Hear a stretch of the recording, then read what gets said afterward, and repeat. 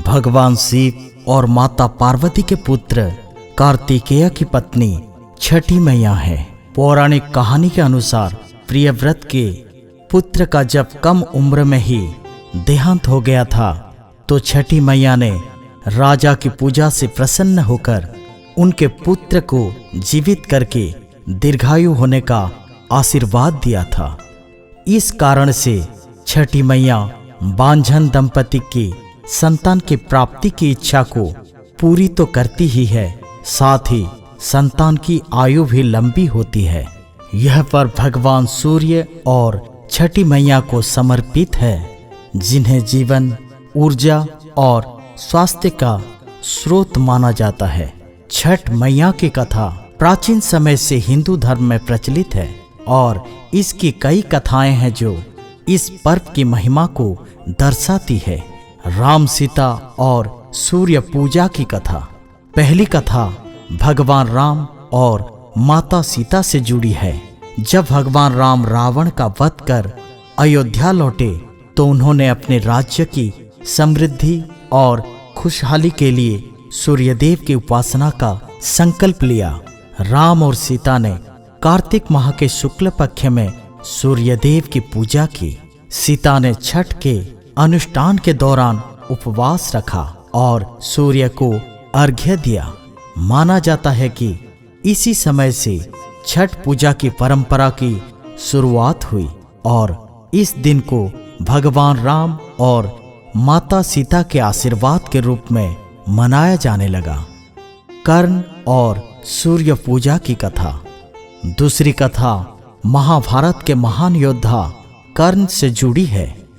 कर्ण भगवान सूर्य के परम भक्त थे और प्रतिदिन सूर्य की पूजा करते थे।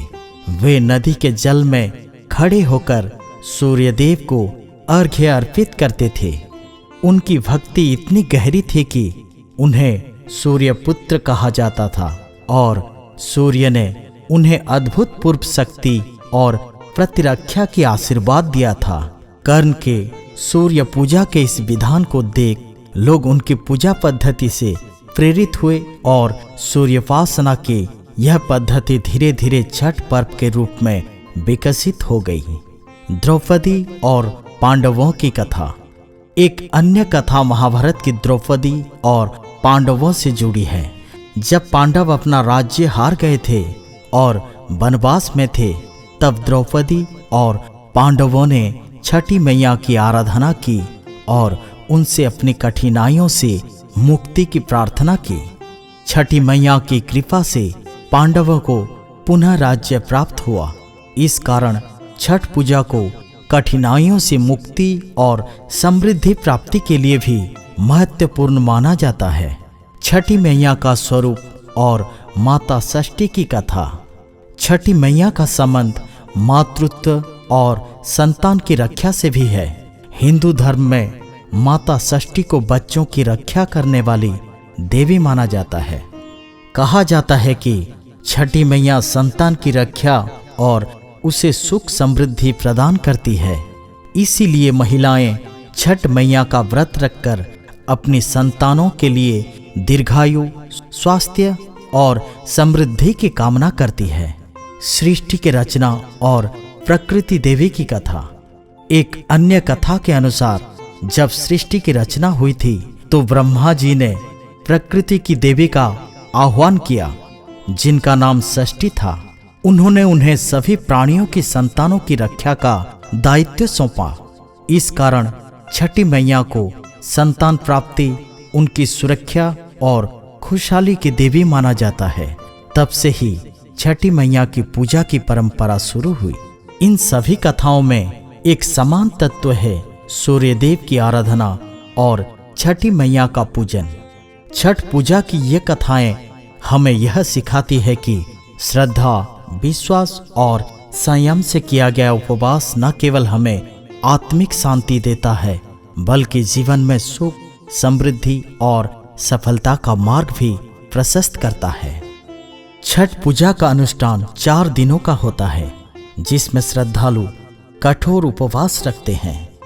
पहले दिन नहाय खाए के साथ पूजा की शुरुआत होती है, जिसमें व्रती नदी या तालाब में स्नान कर शुद्धता का पालन करते हैं। दूसरे दिन खरना होता है, जिसमें संध्या काल में प्रसाद के रूप में गुड़ चावल की खीर बनाई जाती है। इसके बाद का उपवास निर्जला होता है, जिसमें तीसरे दिन संध्या अर्घ्य और चौथे दिन उषा अर्घ्य का विधान है। संध्या और उषा अर्घ्य में व्रती जल में खड़े होकर सूर्य देवता को अर्घ्य अर्पित करते हैं। इस अवसर पर नदी या तालाब के किनारे विशाल मेले जैसा दृश्य होता है, जहां लोग परिवार और मित्रों के साथ मिलकर छठ की महिमा का अनुभव करते हैं। छठ पूजा का पर्व हमें अनुशासन, संयम और भक्ति का महत्व सिखाता है। यह पर्व पारिवारिक और सामाजिक एकता का प्रतीक है, जहां लोग बिना किसी भेदभाव के मिलजुल कर इस पूजा को संपन्न करते हैं। इस पर्व के माध्यम से लोग सूर्यदेव और छठी मैया के सुख, समृद्धि और स्वास्थ्य की कामना करते हैं।